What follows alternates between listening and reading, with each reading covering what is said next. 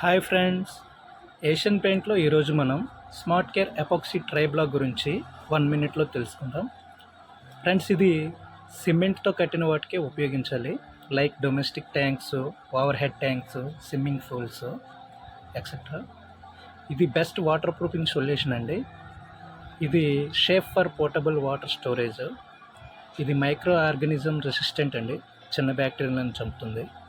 అలాగే దీంట్లో epoxy 170 grams, hardener 180 grams, అలాగే ఫిల్లింగ్ పౌడరు 650 గ్రామ్స్ వస్తుందండి ప్యాకేజ్లో.